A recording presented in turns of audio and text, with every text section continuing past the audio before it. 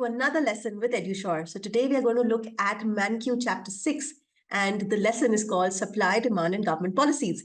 Now, in this lesson, we are going to deal with concepts like price floor. What is a price floor? Price ceiling. What is a price ceiling? How does it change equilibrium? How does it change how we buy stuff?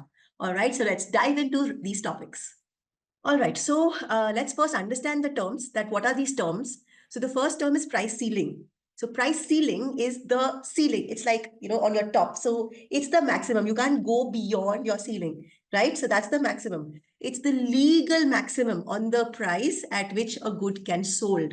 So legally, you cannot sell beyond the ceiling. You can't break the ceiling. So that's called price ceiling. It's the legal highest price at which you can sell a good. Opposite to that is a price floor. It is the legal minimum at which a good can be sold.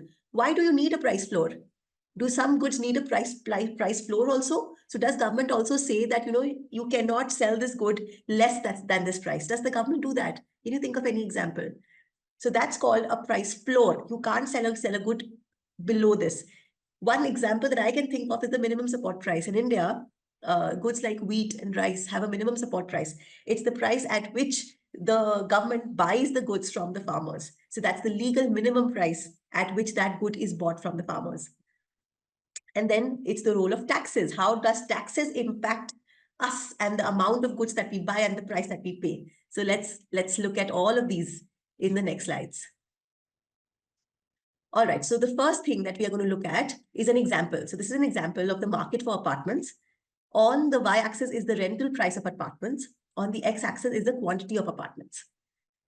So there's a demand curve and a supply curve. We've done this. It's a downward sloping demand curve, upward sloping supply curve, which gives you equilibrium without price controls, this means without government intervention, the average rental would be $800 and the average quantity sold would be 300 apartments. Now, let's say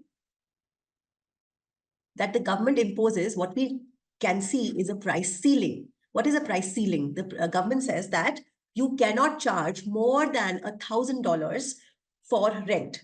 Okay. Now, in this case, what happens? In this case, the price ceiling is said to be non-binding. Non-binding means that the price ceiling is not impacting our equilibrium. Since our equilibrium is below the ceiling, so that means you can charge $1,000 or less. So if you are charging 800, you are below the price ceiling. So the price ceiling is non-binding. All right. So this is called not binding. So this price ceiling did not affect our market outcome. But what if the price ceiling was $500, which means the government said, look, we need to regulate the housing market. You cannot charge more than $500 for an apartment. It's forbidden.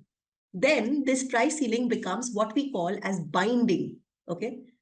What does a binding price ceiling do? A binding price ceiling alters the supply and demand of apartments. Okay. Let's see how does it do that. Equilibrium price was $800, right? Now, when the government has fixed the price at 500, if you plot this point on the supply curve, so if you put the price of P and match it to the quantity supplied, we see that the quantity supplied for apartments at a price of 500 is going to be only 250 apartments, correct?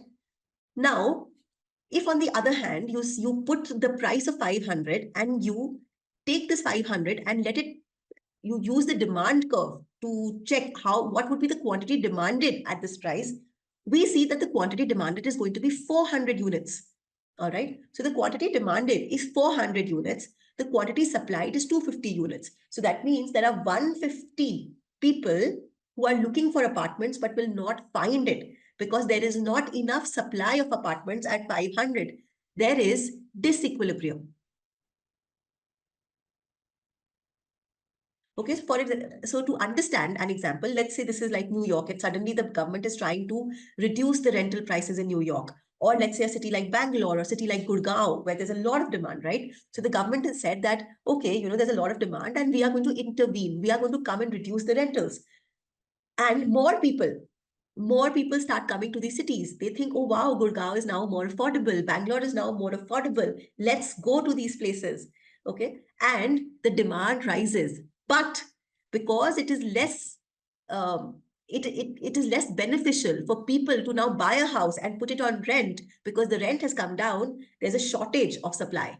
So there's a shortage of supply, but there's increase in demand. So the market becomes in disequilibrium. So when the price ceiling is binding, which means that price ceiling is below equilibrium. So when is the price ceiling binding? When the price ceiling is below equilibrium.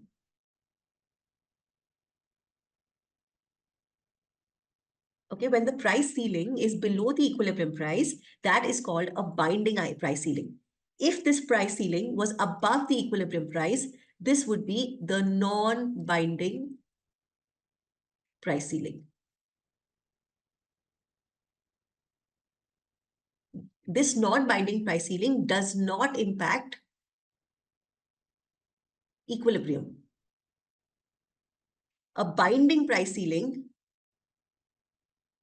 impacts equilibrium and it creates disequilibrium. It creates a shortage, right? So a binding price ceiling will always create a shortage. So in the long run, in the long run, the demand curve is more elastic, so the shortage is going to be larger. Why? Like I said, because in the long run, more people are going to move into the city. All right. So what does this lead to? Now, this leads to some unfair practices. Okay, so when the price ceiling is binding and if there's a shortage, okay, what it would lead to? It would lead to sellers selecting which person I want to give it to. Okay, and this I saw with a friend of mine who went to live in Germany. So there's a shortage of apartments. So the people who own these apartments screened the buyers and they chose the buyers because for each flat, 50 people were looking to take that flat. So for Indians, it was very difficult to get those flats because we are very different culturally. Our food is different, a lot of oil we use, and we cook a lot at home. So we need a lot of space, we've got larger families. So there was a bias against Indians. So Indians had to pay more to actually find an apartment there. So then sellers kind of decide, oh, I want to give it to you, I don't want to give it to you. So it creates a bias and there is rationing when the sellers start deciding whom I want to sell it to. Okay, so the sellers ration by long lines, discrimination according to their bias, unfair and inefficient system. So in this case, if let's say there's a government has tried to impose a price ceiling and the prices have come down and there's a shortage. So now what will happen?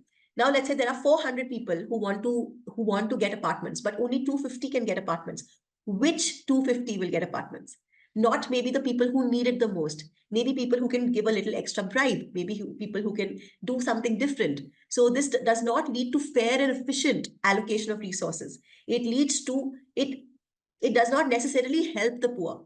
Okay, the idea was to help the poor, idea was to help people get houses cheaply by a price ceiling, but it does not always lead to that outcome because of shortage, because of the non-availability of enough apartments to meet the demand. So anytime a binding price ceiling is there, that means there's not enough supply in the market and there is going to be inefficient allocation of resources.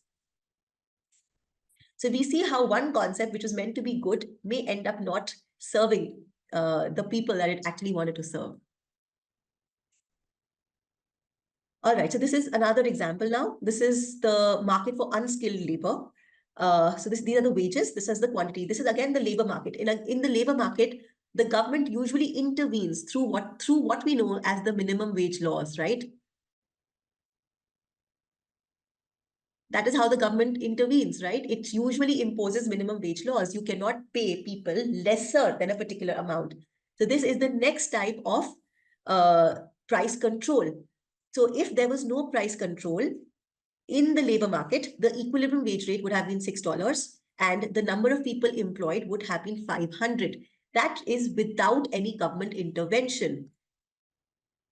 But if there is government intervention with a minimum wage law, now, if the minimum wage law is below the equilibrium, it is called non-binding. Why? Because people are being paid $6 and government has said you have to pay them more than $5. So the price floor, which is the minimum wage, minimum price that they have to charge is the price floor. The price floor is below the minimum wage. It is non-binding. It has no effect on the value. So when the price floor or the minimum price that you can charge is below the equilibrium wage, it does not affect the equilibrium outcome. But on the other hand, if the price floor is above the minimum wage, then what shall happen? This is the minimum wage. So now the demand for labor at that minimum wage is lesser, the supply is more, and this is going to be a case of excess supply.